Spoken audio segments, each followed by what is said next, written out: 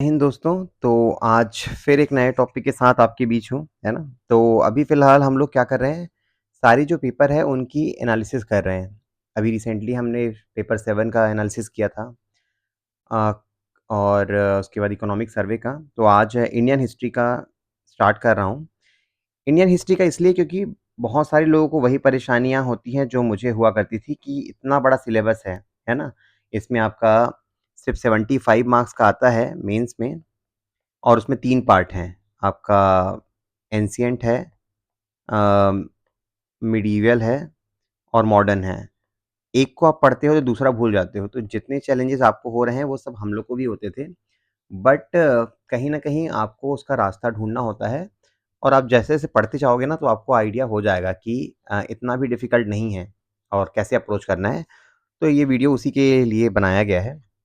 कल आप लोगों को कल आप लोगों से काफ़ी अच्छा रिस्पॉन्स मिला रिगार्डिंग ये जो हमने आर्थिक सर्वेक्षण पे बनाया था। तो ऐसे ही सपोर्ट करते रहिए ताकि मोटिवेशन बना रहे और आप लोग के लिए कुछ नई चीज़ें लाने का। तो अगर आपको वीडियो पसंद आ रहा है तो सब्सक्राइब कर सकते हैं चैनल को और अपने दोस्तों को भी रिकमेंड कर सकते हैं ताकि अगर कुछ बेनिफिट हो रहा है तो ज़्यादा से ज़्यादा लोगों तक पहुँच पाए, ठीक है? और जैसा आप जानते हैं कि इंडियन हिस्ट्री है, भले मैंने इसको सीजीपीएससी के पॉइंट ऑफ व्यू से बनाया है, लेकिन ये व्यापम और बाकी जितने वनडे एग्ज़ाम हैं, उसमें भी उतना ही इम्पोर्टेंट है ना? और जो हम लोग टॉपिक इसमें देखेंगे, ऑल्दो वो मेंस में आए हुए क्वेश्चन है, बट ये वो टॉपिक है जो इनका फ़ेवरेट हुआ करता है। किनका? जो एग्ज़ाम कंडक्ट करने वाली एजेंसीज़ हैं, जैसे सीजीपीएससी है या फिर व्यापम है ना? तो जो भी इनको थोड़ा ध्यान देगा, पढ़ेगा तो फ़ायदा होगा ही उनको क्वेश्चन बनाने में, ठीक है? तो चलिए स्टार्ट करते हैं अपन। तो ये इस पीडीएफ इस जो ये जो पीडीएफ हम लोग रेफ़र कर रहे हैं उसको मैं अपने चैनल में हमेशा की तरह डाल दिया रहूँगा। ये मेरा टेलीग्राम चैनल है जो आपको क्लिक करेंगे तो मिल जाएगा और बाकी सारे पीडीएफ भी वहीं अवेलेबल हैं, तो आपको टेंशन नहीं लेना है, ठीक है? तो सबसे पहले तो हम लोग एनालिसिस से शुरू करते हैं क्वेश्चन में जंप करने से पहले कि कैसे आपके क्या-क्या डिवीज़न हैं। जैसे मॉडर्न मिडीवियल और एंशिएंट है, तो आप देख सकते हैं 2012 से लेके 2023 तक के जो क्वेश्चन पेपर है उसका एक समरी है। तो मॉडर्न से 110 क्वेश्चन आए हैं। मैंने क्वेश्चन लिए हैं ना, मार्क्स नहीं लिए हैं, क्योंकि हमें क्वेश्चन पे टारगेट करना है। मार्क्स भले 2 नंबर का रहे, चाहे 15 नंबर का रहे। लेकिन आप क्लियरली देख पा रहे हैं कि जितना आपका एंशिएंट और मिडीवल का है उत उसके बराबर आपका सीधा मॉडर्न का क्वेश्चन आ रहा है ना? तो ये 59 क्वेश्चन आए हैं पिछले 10-11 साल में और 42 क्वेश्चन आए हैं मिडीवियल से और आपका मॉडर्न इंडिया से क्वेश्चन आया है 110, ठीक है? अब उसके बाद इवन जैसे आप पढ़ रहे हो एंशिएंट इंडिया तो फिर डाउट होता है कि कौन-सा टॉपिक पढ़ें, तो मैंने टॉपिक वाइज़ भी डिवाइड कर दिया है कि जैसे देखेंगे प्री हिस्टोरिक एज है, उससे 2 क्वेश्चन आए हैं। अच्छा बहुत सारी हिंदी मीडियम वाले मतलब उनको प्रॉब्लम होती है तो मैंने ये जो पीडीएफ है मोस्टली हिंदी में बनाया है ना और इंग्लिश मीडियम वालों के लिए मैंने इंग्लिश वाला जो पेजेज़ हैं वो भी ऐड कर दिए हैं। तो मेरे हिसाब से दोनों मीडियम वालों को कंफर्टेबल रहेगा। बस ये जो चार्ट है वो इंग्लिश में है तो निश्चिंत रहें, बाकी जो कंटेंट है हिंदी में मिल जाएगा आपको। तो आप देखिए एंशिएंट इंडिया है अच्छा अगर मेरे व्यूअर हैं वो देख रहे होंगे तो बता पाएँगे तो अच्छा रहेगा कि उनका मीडियम कौन-सा है? ताकि मुझे खुद आइडिया हो पाए कि मेरे जितने मतलब मेरा चैनल जो रेफ़र कर रहे हैं उनमें मैक्सिमम हिंदी मीडियम वाले हैं कि इंग्लिश मीडियम वाले हैं।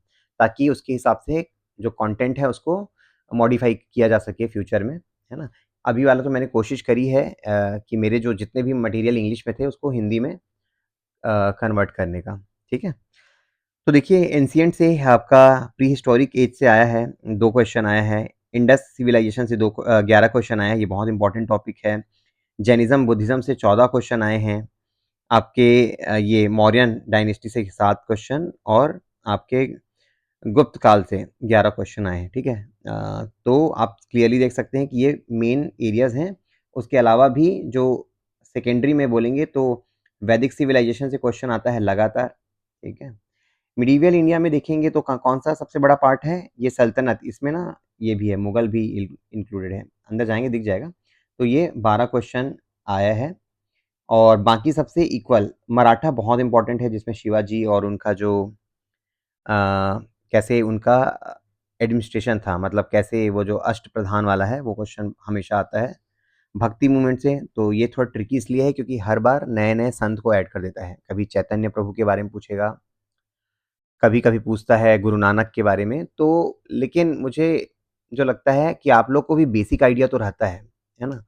तो जब कभी हम लोग और डिटेल में पढ़ेंगे इनके बारे में, तो मैं क्या करूँगा, हर अ, जो भक्ति मूवमेंट के संत हैं, उनके बारे में मैं 10-12 8-10 8-10 पॉइंट ऐड कर दूँगा। उनकी जो फ़ेमस बुक्स हैं, उनको लिख दूँगा, ताकि जब भी आपको कोई भी क्वेश्चन आए, तो आप अटेम्प्ट कर पाओगे, ठीक है? विजयनगर एम्पायर मोस्ट इम्पोर्टेंट है ना? तो आप देखेंगे कि जो हम लोग बहुत डरे रहते हैं कि मिडीवल में क्या पढ़ना है, इतना बड़ा है करके, तो क्लियरली 3-4 टॉपिक ही हैं जिनसे क्वेश्चन आता है। और वैसे भी मिडीवियल में सबसे कम क्वेश्चन आए हैं, पिछले 11 साल में 42 क्वेश्चन आए हैं, है ना? तो आप समझ सकते हैं कि वेटेज रिलेटिवली कम है। अब आते हैं मॉडर्न इंडिया पे। तो मॉडर्न इंडिया का वेटेज सबसे ज़्यादा है, तो इसमें आप देख सकते हैं 110 क्वेश्चन आए हैं और डिफरेंट-डिफरेंट टॉपिक से क्वेश्चन आए हैं, है ना? तो इसमें भी लेकिन आप प्रायोरिटी देख सकते हैं कि कौन-सा टॉपिक है जो ज़्यादा इम्पोर्टेंट है। जैसे आप देख सकते हो 1857 का रिवॉल्ट से बहुत क्वेश्चन आए हैं। उसके बाद पार्टीशन ऑफ बंगाल, वहाँ से क्वेश्चन आए हैं। सोशल रिलीजियस रिफॉर्म जो होते हैं, ब्रह्म समाज है आपका, और जितने भी प्रार्थना समाज है ना? आर्य समाज है, उन सब से क्वेश्चन आए हैं, तो बहुत इम्पोर्टेंट है। उसके बाद रिवॉल्यूशनरी मूवमेंट, जैसे काकोरी कांड हो गया, नासिक कांड हो गया है, आपका भगत सिंह के बारे में क्वेश्चन पूछा गया है। देन इंडिपेंडेंस के टाइम जो ट्रीटी हुई थी उस टाइम, जैसे कि आपका क्रिस्प का ये आया था, क्रिस्प क्रिप्स मिशन था, सॉरी। और उसके बाद जितने भी उस टाइम 3-4 लगातार डिस्कशन हो रहा था, Indian government, sorry, Indian leader और ब्रिटिश गवर्नमेंट के बीच, कि कैसे हम लोग हस्तांतरित करेंगे अपने राजकाज को, है ना? तो वो वहाँ से क्वेश्चन आता है। उसके बाद गांधीयन मूवमेंट, गांधी जी तो बहुत फेवरेट टॉपिक हैं, चाहे यूपीएससी हो चाहे सीजीपीएससी, तो उनसे जुड़े जितने भी एंगल हैं वो भी आए हुए हैं, है ना? उसके अलावा एक्सपांशन और ब्रिटिश, वहाँ से क्वेश्चन आया है, तो डिटेल में पढ़ेंगे, बट आप देख सकते हैं कि पूरा स्प्रेड है। कहीं से भले कम क्वेश्चन आए हैं, बट मोटा-मोटा सब जगह से 1-1 2-2 क्वेश्चन आया है। तो जब आप पढ़ोगे तो मैं रिकमेंड करूँगा एटलीस्ट ओवरव्यू तो देख लें कि इस चैप्टर में बोल क्या रहा है ना? और जो जहाँ से ज़्यादा क्वेश्चन आए हैं उसको काफ़ी डिटेल में पढ़ना है, ठीक है? तो चलिए स्टार्ट करते हैं। सॉरी, पेज अलग हो गया। तो सबसे पहले तो बुक्स के बारे में, क्योंकि बुक्स बहुत ज़्यादा पूछा जा रहा था कि कौन सी बुक्स पढ़ें, तो मैंने 2 ही बुक रेफ़र करी थी, एक तो दिल्ली आईएएस की बुक और बर्नवाल की बुक, और ये स्पेक्ट्रम यूज़ कर रहा था जब मैं यूपीएससी लिख रहा था मेंस, है ना? तो ये था।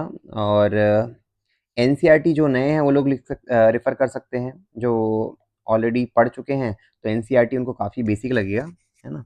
बहुत सारे लोग दृष्टि यूज़ कर रहे हैं, तो वो भी ठीक है। मैंने यूज़ नहीं किया इसलिए मैं ज़्यादा रिकमेंड नहीं कर सकता। अगर आपको लगता है कि उसमें सारे कंटेंट जो मैंने लिखे हैं और जो क्वेश्चन हम लोग अभी डिस्कस करने वाले हैं, वो कवर हो रहे हैं, तो गो फॉर इट, है ना? जो भी मेजर पर्पज़ ये है कि कोई भी सा भी बुक रेफ़र करिए, आपका सिलेबस और जो आए हुए क्वेश्चन वो वहाँ मिलना चाहिए, राइट? तभी उस बुक की सार्थकता है। उसके अलावा हिंदी मीडियम वाले मुस्कान पब्लिकेशन, जो पटेल ट्यूटोरियल वाले हैं, उनका भी यूज़ कर सकते हैं। तो जो भी है, आप जो आपको सुलभ लगता है, ईज़िली अवेलेबल है, वो बुक आप रेफ़र करिए। अब चलिए स्टार्ट करते हैं फिर, है ना? ये है अपना एंशिएंट इंडिया। सबसे पहले स्टार्ट करते हैं कि कौन-कौन से एरियाज़ क्वेश्चन आया है। तो मैंने क्या करा है, आप देख सकते हैं ये 8 लिखा है वो नंबर है, मतलब उतने मार्क्स का क्वेश्चन था, और ये जो है वो ईयर है, जिस ईयर में आया था। तो मैंने क्या करा था, ये एक्चुअली पीडीएफ ना इंग्लिश में बना हुआ था, उसको मैंने बस गूगल ट्रांसलेट किया है, तो अगर कुछ मिस्टेक होगा तो प्लीज़ डोंट माइंड। ये सारा इंग्लिश में ही लिखा था, क्योंकि ये मेरे पास इंग्लिश, मतलब मैं बनाता हूँ तो इंग्लिश में ही बनाता हूँ अपने रेफरेंस के लिए, लेकिन आप लोग के साथ शेयर कर रहा था तो मैंने उसको ट्रांसलेट किया। तो कहीं भी डाउट हुआ आपको हिंदी वाले में, तो आप इंग्लिश वाला जो है उसको रेफ़र कर सकते हैं, ठीक है? तो चलिए, ये आता है प्रागैतिहासिक युग से। इससे ज़्यादा क्वेश्चन नहीं आया है, 2 ही क्वेश्चन आया है, लेकिन फिर भी आपको ये पता होना चाहिए कि पूर्व पाषाण काल है, मध्य पाषाण काल है, नवपाषाण काल है, वहाँ पे कौन-कौन से लोकेशन हैं, कौन-कौन से लोकेशन, है ना? जगह जहाँ से हमें क्या बोलते हैं कुछ जैसे कि एग्रीकल्चर के अवशेष मिले हैं, है ना? जहाँ पे हमें पशुपालन के अवशेष मिले हैं, तो सब चीज़ें हमें याद करनी है। तो अगर आप मेंस के पर्सपेक्टिव से याद करेंगे तो प्रीलिम्स में भी वो क्वेश्चन आया था, जैसे हमने डिस्कस किया था। मैंने प्रीलिम्स का भी एनालिसिस किया, वो आप देख सकते हो। तो लोकेशन वाइज़ याद करना है कि कौन-कौन से स्थान हैं इंडिया में जो डिपेंड करते हैं, और ये क्वेश्चन जो आया था वो साउथ इंडिया से था। थोड़ा ट्रिकी क्वेश्चन था, लेकिन आपको छोड़ना नहीं है। आप ना कम से कम कोशिश करिए रिलेट करने का। ये हम लोग कहीं नहीं पढ़ते किताब में, ठीक है? मतलब किसी ने नहीं पढ़ा था, बट लोगों ने थोड़ा रिलेट करके लिखा, मैंने भी रिलेट करके लिखा, तो 8 में शून्य मिलता, अगर मैं छोड़ देता तो कम से कम 2-3 नंबर तो मिल गया, है ना? तो आपको कोशिश करना है कि पूरा ये पूर्व पाषाण काल में क्या होता है, उससे रिलेट करते हुए कुछ आंसर बना पाओ, अगर कोई बाउंसर क्वेश्चन आता है तो, ठीक है? उसके बाद ये तो छत्तीसगढ़ से क्वेश्चन था कि 2 नवपाषाण युग के लोकेशन का नाम बताइए, ठीक है? अब उसके बाद आता है सिंधु सभ्यता, ये इंपॉर्टेंट टॉपिक है, आप देख सकते हैं हर साल क्वेश्चन आया है, 22 में आया है, 19, 18, 23 में भी आया है ना? 22 में फिर ये शायद रिपीट हो गया, नहीं सॉरी, तो 22 में 2 क्वेश्चन आए हैं, ये 4 नंबर का है और 2022 है ना? तो आप समझ जाएँगे 2 डॉट 2019 लिखा है, मतलब 2 नंबर का क्वेश्चन है और 2019 में आया है, ठीक है? 2017 था, 2 नंबर का क्वेश्चन है 2017। तो इससे ना हर साल 2 नंबर का क्वेश्चन तो बनता ही है। तो क्या दिया रहेगा? हर साल लोकेशन चेंज कर देता है। जैसे देखिए इसमें कालीबंगा से आया है, लोथल से आ गया है, ठीक है? और फिर पूछ दिया है ये इस साल आया था राखीगढ़ी से। तो आपके जो 10 से 11 जो हड़प्पा कालीन एरिया है ना, उसके बारे में आप 4-4 लाइन लिख लीजिएगा। क्या-क्या लिख लेंगे कि वहाँ पे क्या-क्या मिला। जैसे यहाँ पूछा था कालीबंगा से साक्ष्य, है ना? लोथल का महत्व, तो जो साक्ष्य मिले हैं वही महत्व है। जैसे लोथल में बोलेंगे तो बंदरगाह है ना? पोर्ट है। तो वैसे ही ये भी बहुत इम्पोर्टेंट था धोलावीरा, है ना? तो वो शायद प्रीलिम्स में आया था। तो आपको क्या करना है, जितने भी 10-12 लोकेशन है उसका एक चार्ट बना लेना है और उसके हिसाब से आपको इस चैप्टर को कंप्लीट करना है। उसके अलावा 2-3 क्वेश्चन और बनते हैं, जैसे कि वहाँ पे धातु कला, मूर्ति कला पे क्या है? वहाँ के जैसे ये धातु कला पहला, दूसरा धर्म, तो वहाँ पे प्रकृति पूजा होता था, है ना? नेचर का की वर्शिप होती थी वहाँ पे। भूमि मतलब क्या बोलते हैं, मदर गॉडेस का मिला था। उसके अलावा और क्या-क्या वहाँ पे वहाँ का लैंग्वेज क्या है? तो लैंग्वेज जो है डिसाइफर नहीं हुआ है। तो इस टाइप का आपको बहुत सारे 3-4 एंगल हैं, जो शायद हम लोग अलग से वीडियो बनाएँगे तो डिस्कस कर पाएँगे, अदरवाइज़ ये वीडियो बड़ा हो जाएगा। तो जितने एंगल है वो पढ़ना है, और उसके अलावा आईवीसी, ये आईवीसी लिखा है ना, तो मतलब इंडिया ये इंडस वैली सिविलाइजेशन, तो आप समझ जाएँगे मेरे हिसाब से। तो आईवीसी से कन्फ्यूज़ नहीं होना है, ये है इंडस वैली सिविलाइजेशन, मतलब ये सिंधु सभ्यता। तो इसके क्या पतन के क्या कारण है, ये पूछा था, डिक्लाइन के, है ना? तो वो सब आपको सारे एंगल कवर करते हुए जाना है। उसके बाद आते हैं एंशिएंट इंडिया में। तो एंशिएंट इंडिया में वैदिक वाले से 6 क्वेश्चन अब तक आए हैं।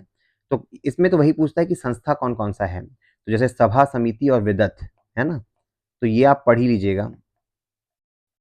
उसके अलावा जो वेदों के बारे में कुछ-कुछ जैसे ये है, वसुधैव कुटुंबकम कहाँ से लिया गया है? तो किसी वैदिक स्रोत से लिया गया है, उपनिषद से लिया है या फिर अ, अरण्य से लिया है, जहाँ से भी लिया है वो आपको प्रिपेयर करना रहेगा।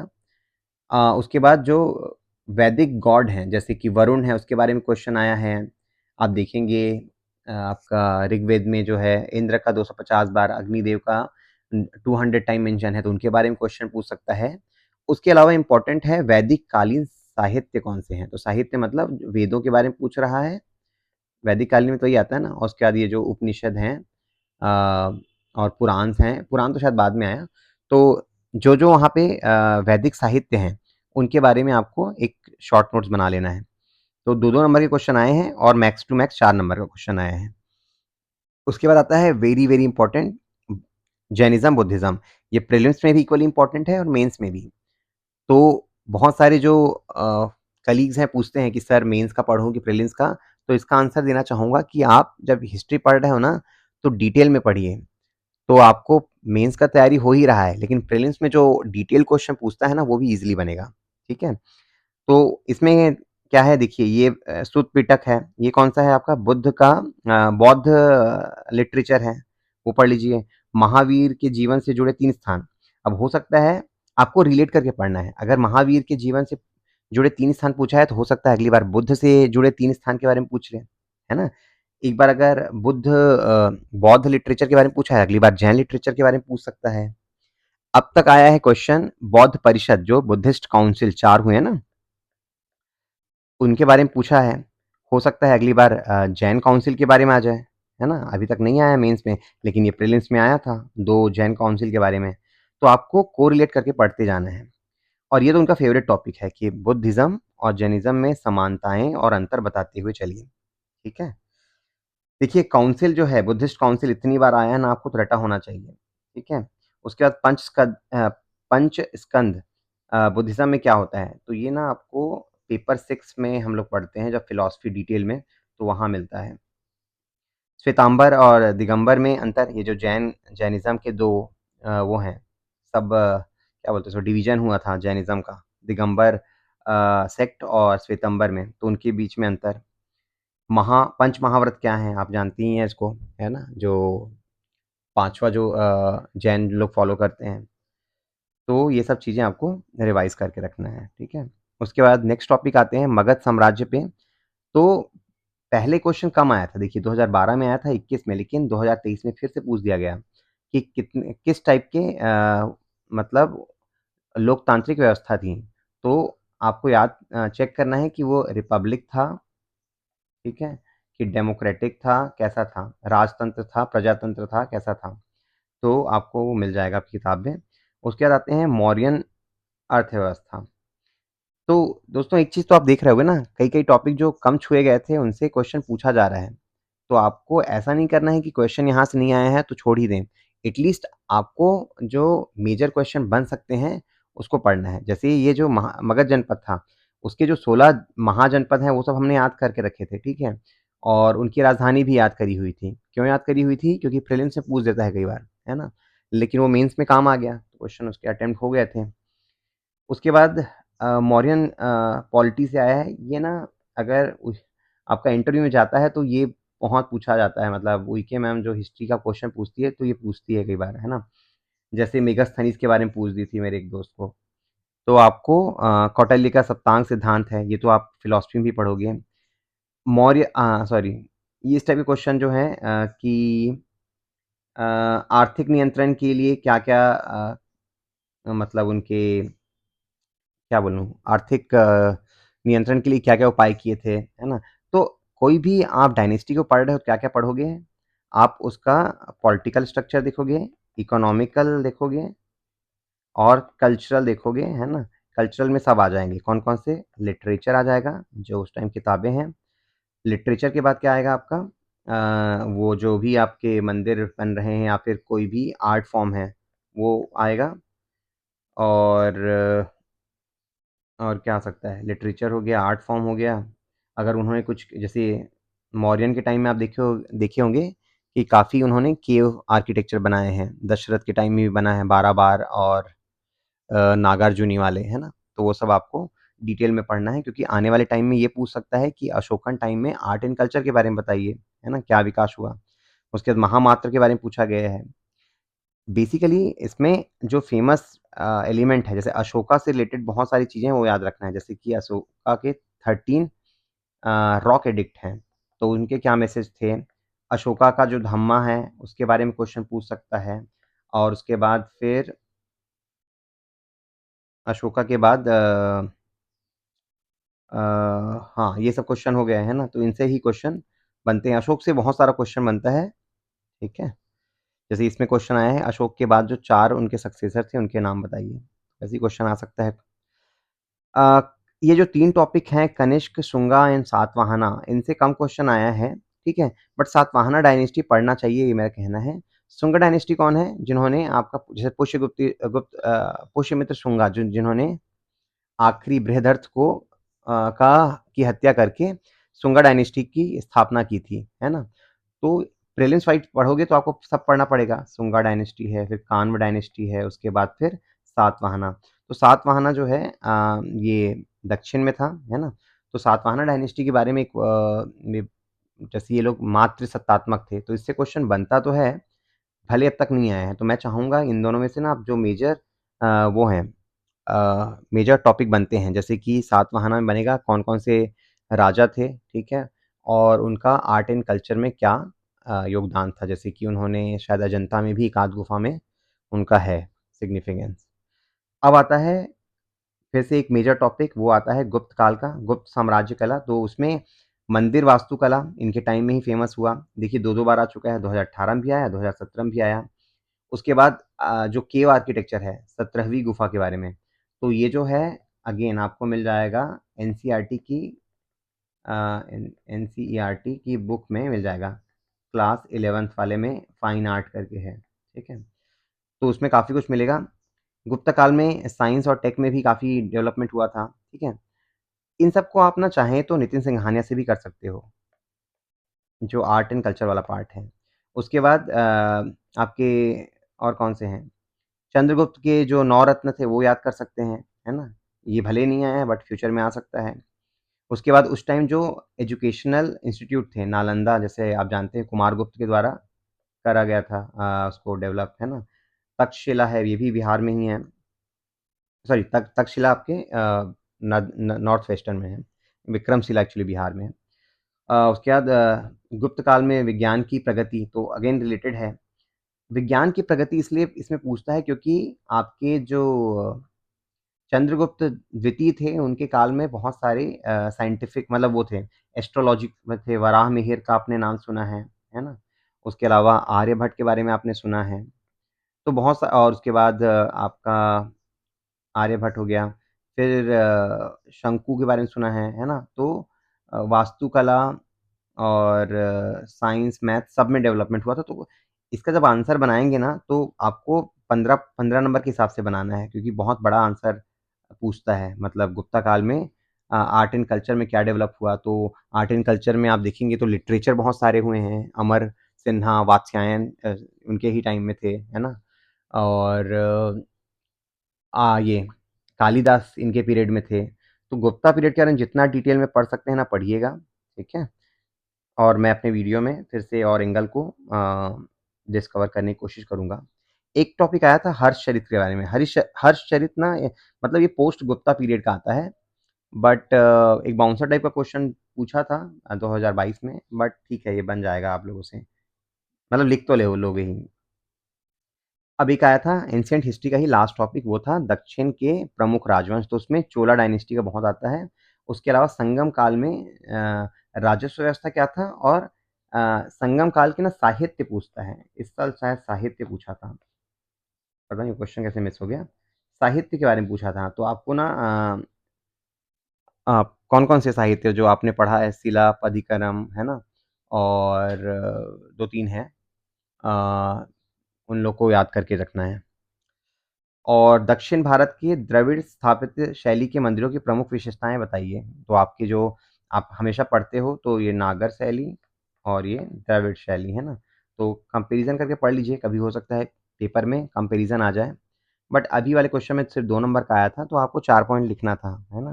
तो आप लिख लेते हैं, 4 पॉइंट दिया रहता है 2 नंबर के क्वेश्चन के लिए। चलिए क्विकली जंप करते हैं हम लोग मिडीवियल पार्ट में, मिडीवियल हिस्ट्री। वैसे तो इसका सिग्निफिकेंस रिलेटिवली कम है, बट शून्य नहीं है, तो पढ़ना तो पड़ेगा ही। आप देखेंगे सल्तनत काल से रिलेट 3-4 जो कैरेक्टर है ना, उनसे बहुत क्वेश्चन आता है। जैसे कि क्वेश्चन आए हुए हैं, एक तो मोहम्मद बिन तुगलक बहुत फेमस पर्सनैलिटी था, है ना? और उसकी जो 4 ब्लंडर किए थे उसने, एक तो कैपिटल चेंज किया था, वो फेल हुआ था, टोकन करेंसी लाया था, वो फेल हुआ था, है ना? और टैक्स इंक्रीज़ कर दिया था, वो भी फेल हुआ था क्योंकि अकाल पड़ गया था। तो वो जो 3-4 विफलताएँ हैं ना, उनके बारे में अच्छे से पढ़िएगा। अब इसमें पर्टिकुलरली पूछा था टोकन करेंसी, ठीक है? उसके बाद अलाउद्दीन खिलजी मोस्ट इम्पोर्टेंट है ना, इसके बारे में पढ़िए कि उसकी सैनिक व्यवस्था क्या थी। उसके बाद मार्केटिंग जो मार्केट वो थी, मार्केट प्रबंधन कैसे किया था उसने और सैनिक वाला तो पूछ ही दिया है, तो मार्केट वाला पढ़ लीजिएगा, है ना? उसके अलावा और कौन-सा फ़ेमस है? बलबन भी बहुत फ़ेमस है, अभी तक आया नहीं है, तो हो सकता है बलबन आ जाए। बलबन है, रज़िया सुल्तान है, ये सब इम्पोर्टेंट है। अकबर के 9 रत्न पूछा है 2020 में। शेरशाह सूरी बहुत इम्पोर्टेंट, उसकी भू-राजस्व व्यवस्था को तो आपको ना रटा होना चाहिए, है ना? कभी 2 नंबर में पूछा है, कभी 8 नंबर में और लगातार पूछा है, 2020 में भी और 21 में भी, ठीक है? उसके बाद आप देखेंगे तुर्कान चहलगानी मतलब जिसको रज़िया ने ख़त्म कर दिया था, ठीक है? तो ये पढ़ लीजिए। दीन-ए-इलाही किससे रिलेटेड है? अकबर से, है ना? मुगल साम्राज्य की साहित्यिक उपलब्धियाँ ये याद कर लीजिएगा। उस टाइम में क्या हुआ था, बहुत सारे जो साहित्य है उनका ट्रांसलेशन भी हुआ था। मतलब जैसे आपका रामायण, महाभारत, है ना? इन लोग का ट्रांसलेशन किया गया था अ, अरबी या फिर पारसी लैंग्वेज में। इसीलिए बहुत रिच कल्चर था, अकबर के टाइम में बहुत अच्छा मतलब ये साहित्यों को ट्रांसलेशन करवाया गया था और नए-नए साहित्य भी आए थे। उसके अलावा ये लास्ट ईयर देखिए दारा सिखों पे आया था क्वेश्चन, है ना? ये कौन था? आपका शाहजहाँ का बेटा था, है ना? और इसका औरंगज़ेब का भाई था। ये ज़्यादा योग्य था बट औरंगज़ेब ने इसकी हत्या करके फिर शासन किया। तो इसके बारे में पढ़ लीजिएगा। ऐतिहासिक भूमिका क्या है? जाट कौन थे? तो जाट एक्चुअली क्या था मुगल के टाइम में ना जब ये मुगल लोगों का रूल चल रहा था तो सॉरी मुगल लोगों का रूल जब चल रहा था ना तो आसपास के जो नेबरहुड थे वहाँ पे रिवोल्ट होने शुरू हुए थे। जैसे कि मान लो जब ऐसे ही मैं बना रहा हूँ, ठीक है? तो जैसे मान लो ये मुगल यहाँ पे कॉन्सेंट्रेटेड थे दिल्ली के आसपास, तो आसपास जैसे कि ये नॉर्थ वेस्ट है, इधर आप जानते हैं कि मराठा लोगों ने अपना फिर इधर निज़ाम तो जैसे-जैसे मुगल लोग वीक होने लगे, जो उनके सक्सेसर कमज़ोर हुए हैं, स्पेशली औरंगज़ेब के बाद, तो यहाँ पे जो क्षेत्रीय राजा थे या फिर लीडर थे, उन लोग का राइज़ हुआ। तो वैसे ही एक जाट थे, है ना? सूरजमल का नाम आपने सुना है, तो वो उन लोग क्या करने लग गए, अपना अधिकार जमाने लग गए, तो उसके बारे में पूछा था कि मुगलों के खिलाफ विद्रोह किया, क्यों किया? है ना? तो ये तो हो गया मिडीवल का सबसे इम्पोर्टेंट टॉपिक। उसके बाद आते हैं नेक्स्ट, दूसरा मोस्ट इम्पोर्टेंट टॉपिक प्रीलिम्स के वाइज़ भी और मेंस के हिसाब से भी, वो है विजयनगर किंगडम, है ना? तो इसमें जितने भी एंगल हो सकते हैं, फॉर एग्ज़ाम्पल कौन-कौन से विदेशी यात्री आए हैं, महिलाओं और एक सामाजिक व्यवस्था, महिलाओं की स्थिति कैसी थी, है ना? उसके बाद ये मंदिर कौन-कौन से बने थे, तो कल्चरल पार्ट में आ गया, सांस्कृतिक उपलब्धियाँ विजयनगर साम्राज्य के शासक वंश का नाम बताइए, तो विजयनगर में 4 डायनेस्टी काम की थी, है ना? आपका सुलवा, तुलवा, संगम और अरिविडू, है ना? तो उनका टाइमलाइन याद कर लीजिएगा। कब से कब तक किया था और मोस्ट इम्पोर्टेंट उनमें कौन से थे कृष्णदेव राय है ना तो कृष्णदेव राय के बारे में पढ़ लीजिएगा कि उन्होंने कौन कौन सी किताबें लिखी हैं उनके काल में जो वो थे इम्पोर्टेंट कवि थे उनके बारे में याद कर लीजिएगा तो विजयनगर हम अंपायर के बारे में पढ़ेंगे ना तो क्या क्या पढ़ेंगे एक तो एडमिनिस्ट्रेशन उसके बाद उनका जो इकोनॉमिक पॉइंट ऑफ व्यू से पढ़ेंगे कल्चरल पॉइंट ऑफ व्यू से कल्चरल में सब मंदिर लिटरेचर सब आ जाएगा और उसके अलावा ये सोशल सोशल एंगल पढ़ना है ना क्योंकि माना जाता है कि रिलेटिवली अच्छा काल था आपका विजयनगर एम्पायर महिलाओं को थोड़ा सशक्त किया गया था तो ये 4-5 एंगल है पढ़िएगा और ये जो विदेशी यात्री 3-4 आए थे उनके बारे में पढ़ लीजिएगा ये आपको नितिन सिंघानिया की बुक में मिल जाएगा ये नितिन सिंघानिया ठीक है उसके अलावा जो विजयनगर एम्पायर का जो था कांस्टेंट रिफ्ट था मतलब क्लैश होता था वो था बहमनी किंगडम के साथ है ना तो ये क्वेश्चन लास्ट ईयर आया था तो आप जब मैंने चार्ट बनाया ना तो आप क्या देख पा रहे हो या फिर कंक्लूड कर पा रहे होगे कि टॉपिक वही रहेगा जैसे आप देखेंगे विजयनगर एम्पायर टॉपिक वही है बस क्या बोलते हैं जो उसका सब टॉपिक है क्वेश्चन को ऐसे खोज रहा है जो पहले नहीं आया हो जैसे आप देखेंगे 2022 में उसका प्रांतीय प्रशासन क्या था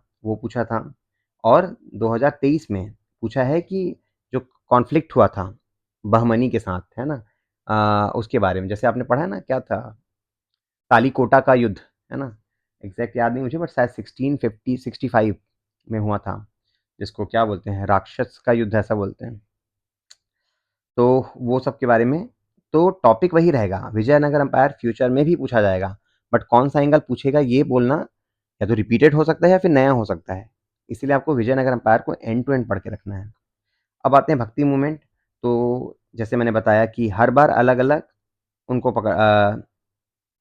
क्या बोलते हैं, धर्म जो वो हैं लीडर हैं उनको पकड़ लेते हैं। आपका कबीर को पकड़े हैं, कभी चैतन्य से पूछा है। उसके बाद दक्षिण भारत का जो अलवर नयनार है उनको पूछा है। निर्गुण भक्ति के कौन-कौन से संत हैं, पता ही है आपको निर्गुण भक्ति कौन-कौन थे? कबीर थे, गुरु नानक थे और भी थे।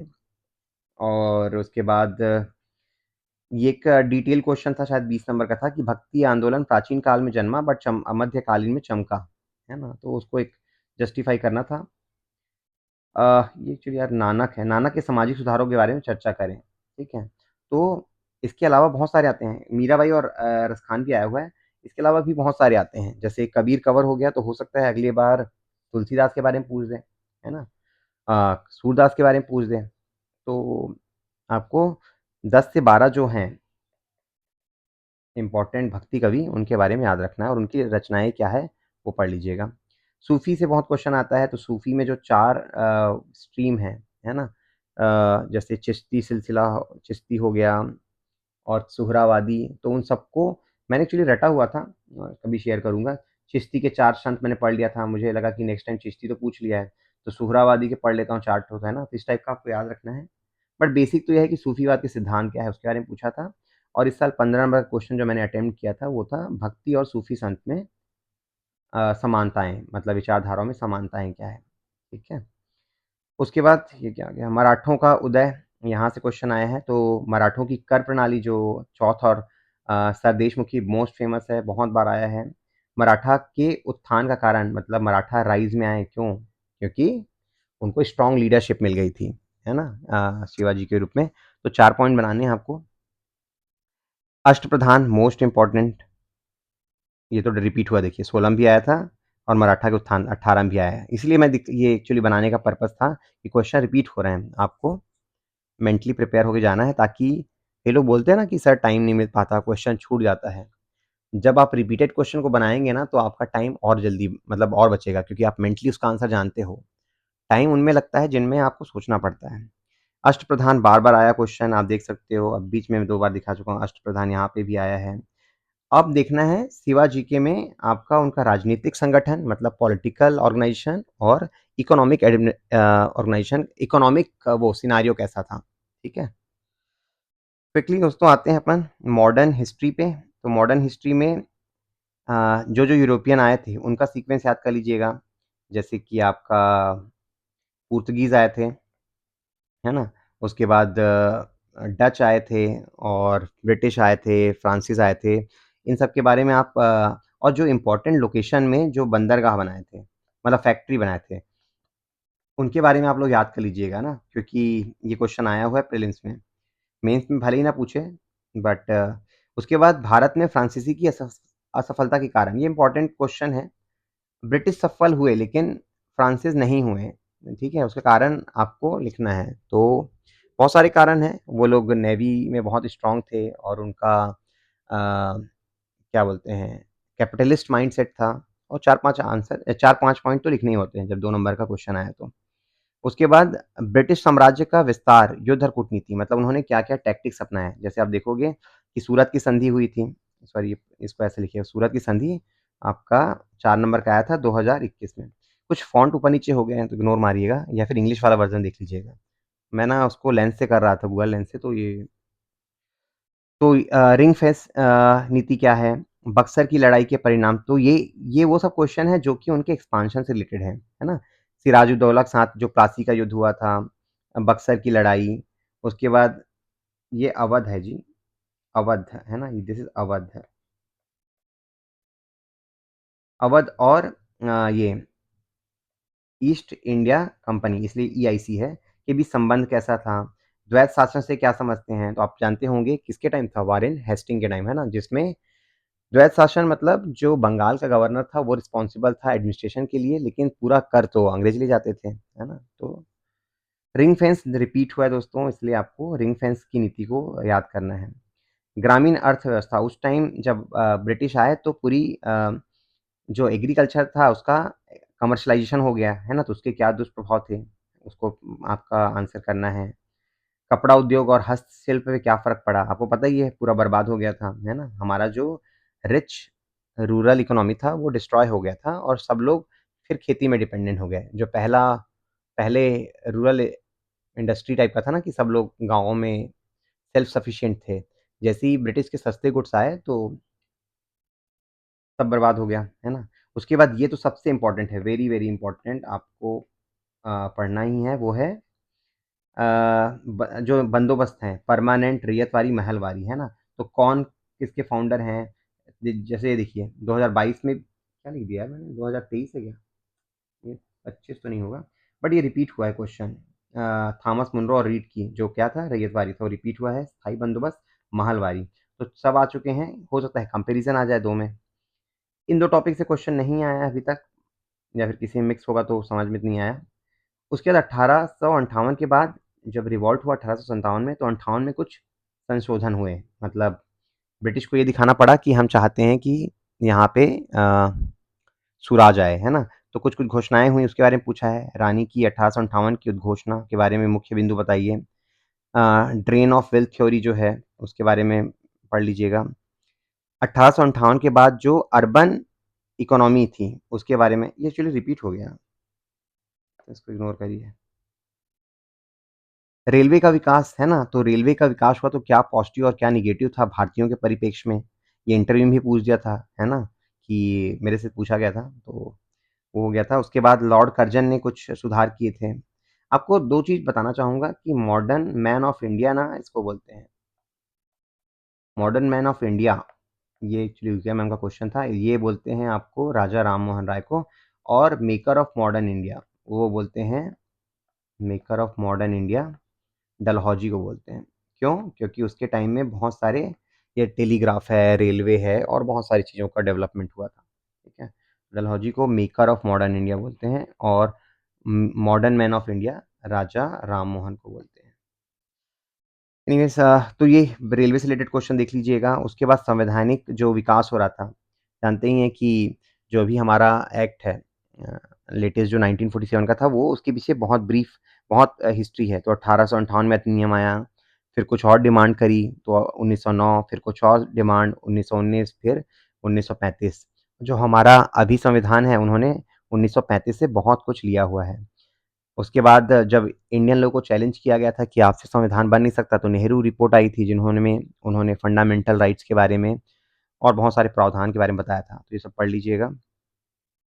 ये बहुत इंपॉर्टेंट टॉपिक है, सोशियो इकोनॉमिक रिफॉर्म, जिसमें प्रार्थना समाज 2 बार आया हुआ है, आर्य समाज 2 बार आया हुआ है। देखिए, है ना? आरआरआर क्या है? ये सॉरी राजा राम मोहन राय है, ठीक है? ये राजा राम मोहन राय है, राजा राम मोहन रॉय, ठीक है? ब्रह्म समाज में क्या विभाजन, तो उसके बारे में जो विभाजन नहीं हुआ है, ब्रह्म समाज 2 बार टूटा था, एक बार केशव चंद्र और एक बार देवेंद्र नाथ ठाकुर उसके, है ना? उसके बाद स्वामी विवेकानंद के भाषण के साथ, तो स्वामी का 3-4 टॉपिक हैं, रामकृष्ण मिशन, आर्य समाज, ब्रह्म समाज, प्रार्थना समाज, इनसे ही क्वेश्चन आए हुए हैं, ठीक है? तो इसको अच्छे से करिएगा। उद्देश्य पर पता होना चाहिए, कब फाउंड हुआ, मतलब फाउंडेशन का ईयर, पर्पस मतलब ऑब्जेक्टिव ऑब्जेक्टिव और फाउंडर कौन है, ठीक है? राष्ट्रवाद का उदय, तो भारत में राष्ट्रवाद का उदय का कारण आपको बताना है। उसके बाद इल्बर्ट बिल था। उसके अलावा 1857 की क्रांति की असफलता के कारण, ये एक्चुअली उधर आता है 1857 वाले में, इस नीचे वाले में। तो 1857 की क्रांति के विद्रोह जो हुआ था, उसके क्या-क्या, तो 1857 की क्रांति के असफलता के कारण पूछा है। उसमें बहुत सारे टॉपिक बनते हैं। पहला पहला तो यही बनता है कि क्यों हुआ? विद्रोह क्यों हुआ? उसके बाद फिर कौन-कौन उसके वो थे, लीडर थे, अलग-अलग जगह में। तो आप देख सकते हैं क्वेश्चन आया है, तात्या टोपे के बारे में पूछा है, अजीमुल्लाह के बारे में पूछा है, मौलवी अहमदुल्लाह, उसके बाद फेल हुआ, तो क्यों हुआ? उसके बाद बहुत सारे जो इतिहासकार हैं, उन्होंने उसके बारे में क्या बोला है? जैसे कि वीर सावरकर ने इसको बोला है कि इतिहास मतलब वो हमारा पहला स्वतंत्रता संग्राम, मतलब फर्स्ट इंडिपेंडेंस मूवमेंट बोला था। फर्स्ट स्ट्रगल फॉर इंडिपेंडेंस, लेकिन आरसी मजूमदार बोलते हैं कि ना तो ये फर्स्ट था, ना तो ये इंडिपेंडेंस मूवमेंट। तो बहुत सारे और हैं, जैसे एसएन सेन, उनके विचार क्या थे वो पूछा गया था। राष्ट्रीय कांग्रेस जो था, तो उसके बारे में क्वेश्चन आया है कि फाउंडर मेंबर के बारे में बताओ, जैसे एओ ह्यूम हैं। उसके बाद जो उनके लीडर थे लोकमान्य तिलक, मतलब फाउंडर तो नहीं थे बट जुड़े हुए थे। तो उनके बारे में, उनका राष्ट्रीय आंदोलन में क्या योगदान है। उसके बाद शायद लाला लाजपत राय ने उसको बोला था सेफ्टी वॉल थ्योरी के बारे में, तो वो पढ़ लीजिएगा। इसमें ये बोला गया था कि कांग्रेस जो है मतलब इंडियन नेशनल कांग्रेस इसलिए नहीं बनाया गया कि भारतीयों को आज़ादी मिले। इसलिए बनाया गया है ताकि 1857 की तरह फिर से रिवॉल्ट ना हो। तो ये कित आपको जस्टिफाई करना है क्या ये सच है कि नहीं है ना? फिर बंगाल के विभाजन से क्वेश्चन आया है, देख सकते हैं। 6-7 क्वेश्चन तो आए हुए हैं। उसके बाद क्रांतिकारी आंदोलन, ये बहुत इंपॉर्टेंट है। तो बहुत सारे क्रांतिकारी जो इंडिया में हुए, कामागाता मारू, ये जो आपका कनाडा वाला था, ठीक है। उसके बाद आपका गदर पार्टी, ये भी आपके यूएस से रिलेटेड है ना। काकोरी कांड 2-3 बार पूछ चुका है। खुदीराम बोस, है ना। गदर पार्टी, काकोरी कांड बहुत बार आया है, तो आपको ये अच्छे से करना है, चैप्टर इंपॉर्टेंट है। होम रूल लीग, पहले क्वेश्चन नहीं आया था बट अभी बहुत सारे क्वेश्चन आ रहे हैं। उसका मुख्य उद्देश्य क्या है, 2019 में पूछा था। और प्रेरणा स्रोत किससे है था, आयरिश की जो सेल्फ गवर्नेंस मूवमेंट था वहां से इंस्पायर्ड था। गांधी आंदोलन, तो गांधी जी से संबंधित जितने थे आपके, चंपारण है आया हुआ है, देखिए। ये चंपारण सत्याग्रह हो गया। उसके बाद फिर अहमदाबाद मिल था। उसके बाद और कौन था, चंपारण, अहमदाबाद, अ, तो जितने भी आंदोलन, बरदोली, तो ये सरदार वल्लभ भाई पटेल से संबंधित है, बट उसमें गांधी जी का भी भूमिका था। तो जितने आंदोलन, बरदोली 2 बार आया ना, तो आपको अच्छे से करना है। तो दांडी मार्च, उसके बाद गांधी जी की 11 मांगे क्या थी, तो गांधी जी से संबंधित जितने इवेंट हैं आफ्टर 2000, सॉरी 1911 से लेके इंडिपेंडेंस तक, वो सब याद करना है। भारत छोड़ो आंदोलन के टाइम में बहुत सारे सेल्फ स्वशासन वाले बने थे, तो चित्तू पांडे के बारे में पढ़ना है। 2-3 और हैं, जैसे आपका प्रांतीय सरकार बना था, है ना। तो वेस्ट बंगाल में भी बना था आपका चित्तू पांडे। ये शायद पता नहीं कहाँ का है, बोल रहा हूँ मैं। तो अलग अलग लोकेशन में कुछ सेल्फ गवर्निंग बॉडी बने थे, उनके बारे में याद कर लीजिएगा। भारत छोड़ो आंदोलन शुरू क्यों हुआ था, बेसिकली 4 जो आंदोलन है ना आपके, कौन कौन से, पहला ये 1905 वाला, 2 सेकंड यार, बंगाल विभाजन जो हुआ था, ठीक है।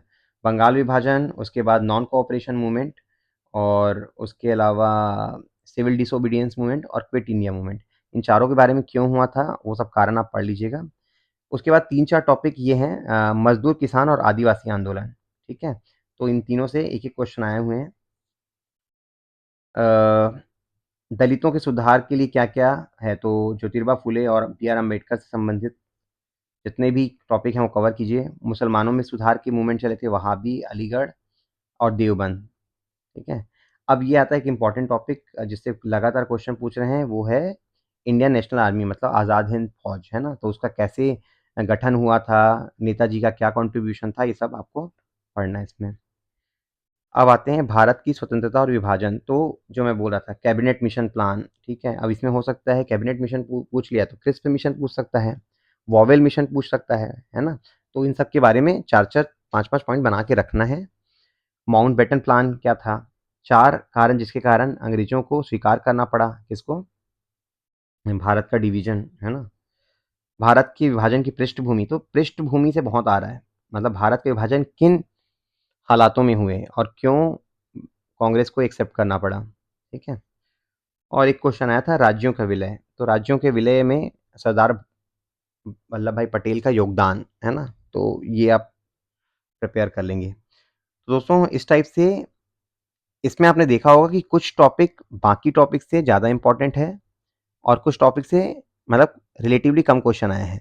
तो जहाँ से क्वेश्चन आ रहा है उन टॉपिक को ज़्यादा टाइम देना है, और जिनसे कम आ रहा है उसको आप एक सरसरी नज़र से भी देख लोगे तो लिख लोगे आंसर, है ना। तो ये तो मैंने जो दिखाया वो सारे ही इंग्लिश में थे, ये तो थैंक यू स्लाइड था, बट उसके पीछे मैंने ये इंग्लिश में जो एक्चुअल बना हुआ था, तो अगर वहाँ पे कुछ कन्फ्यूजन होगा हिंदी में तो आप ये इंग्लिश में देख सकते हैं, ठीक है। सारे क्वेश्चन मेरे हिसाब से ज़ूम करके आप देख सकते हैं, छोटे-छोटे दिख रहे हैं, बट ये पीडीएफ में आपको टेलीग्राम में मिल जाएगा यहाँ पे, ठीक है। ये है सारा। अब आपको कुछ लोग ना नोट्स के बारे में पूछ रहे थे, तो ना मैं नोट्स मतलब बहुत बार मैं लिख के नहीं बनाता कॉपी में, मेरा थोड़ा हाथ ठीक है इसमें लैपटॉप में, तो फिर मैं क्या करता हूँ, वो मैं खुद इससे क्या बोलते हैं टाइप वाइप कर देता हूँ। जैसे कि ये देखिए मैं क्या करता था जैसे मैं आपको बोल रहा था, 1 सेकंड दोस्तों, ये थोड़ा-सा रुला रहा है। हुँ। तो मैंने क्या करा था, मैं इस टाइप का ही पढ़ता था। मतलब कभी कॉपी में लिख लिया, कभी लैपटॉप में लिख लिया। तो जैसे मैंने याद किया हुआ था कि लोअर पैलियोलिथिक के ज कौन-कौन से लोकेशन हैं, मिडल पैलियोलिथिक के कौन से थे, ठीक है? ये सब चीज़ें मैं आप लोग को ट्रांसलेट करके शेयर करूँगा। अभी क्या है ना, मेरे नॉलेज वाइज़ बना हुआ है, मतलब जिस टाइप से मैं पढ़ता था। आपको शेयर कर दूँगा तो आप कन्फ्यूज़ जाओगे और खोलोगे भी नहीं इसको। जैसे मैंने आपको बोला हड़प्पा का पढ़ना है, तो मैंने सारे कौन-कौन से एविडेंस मैंने रट डाले थे, है ना? कि लोथल का पूछ दिया है, तो हो सकता है कालीबंगन का पूछ दिया, तो मैंने 4-5 ठो ऐसे याद कर लिए थे। तो बार-बार पढ़ के मैंने रटा हुआ था और आप लोगों की तरह मैं भी भूल जाता था, इसलिए ना कुछ-कुछ ट्रिक्स बना के याद किए थे। जैसे ये देखो मैंने इस टाइप का कुछ याद किया था, हम 4 करके 7 ला से सुर बना के ढोल पीटे, ऐसा कुछ-कुछ बनाया था मैंने कि मतलब फिर ये ईयर याद किया था कि कौन-सी ईयर में सर्च हुआ था। तो ज़रूरी नहीं है सब चीज़ आपको याद करना, बट मैं बस बता रहा हूँ कि मैं क्यों आप लोगों को नोट्स बनाने के लिए मतलब आप लोग नोट्स माँगते हो तो मैं शेयर नहीं कर पाता क्योंकि मेरे ना ऐसे टाइपिंग वाले नोट्स हैं, है ना? मतलब कॉपी में कुछ के कॉपी वाले मिलेंगे, कुछ ऐसे लिखित में। तो मैंने सारे क्वेश्चन के ना ऐसे आंसर बना-बना के लिखे हुए थे। जैसे विदत क्या है? तो मैंने वो लिखा था कि विदत है ना? जैसे आप देख सकते हो सभा, समिति, विदत। एक आध को और दिखाता हूँ मैं। तो इसको मैं आने वाले टाइम में कवर करते जाऊँगा और शेयर करते जाऊँगा। जैसे 4 मौर्यन रूलर कौन थे? तो मैंने वो गूगल से सर्च करके डाल दिए थे। अशोका के बाद 4 मौर्यन रूलर। तो मेरी टैक्टिक्स ये रहती थी कि मैं पुराने क्वेश्चन तो एटलीस्ट पढ़ लेता था, है ना? तो मेरे को थोड़ा-सा 20-30% एक्स्ट्रा फ़ायदा हो जाता था। समुद्रगुप्त के बारे में एक बार क्वेश्चन आया था, तो ये आपका मैंने रटा हुआ था कि कैसे मैं इसको लिखूँगा कि उसके नॉर्थर्न कैम्पेन कौन से थे, सदर्न कैम्पेन कौन से थे। ठीक है दोस्तों? तो ऐसे ही आपको तैयार करके रखना है, अपने जो आंसर हैं उसको। और बाकी आपको वीडियो अच्छा लगा हो तो बताइएगा। नोट्स मेकिंग पे एक मैं वीडियो बनाने वाला था, तो संडे-वनडे को बनाता हूँ, ठीक है? इसके अलावा आपको लगता है कि कोई और टॉपिक आपको पहले कवर करना चाहिए, तो आप मुझसे शेयर कर सकते हैं, उसपे मैं अपना एनालिसिस और वीडियो बनाऊँगा, ठीक है? अपने दोस्तों के बीच भी शेयर करिएगा और ऐसे सपोर्ट करते रहें। तो थैंक यू, है ना? All the best.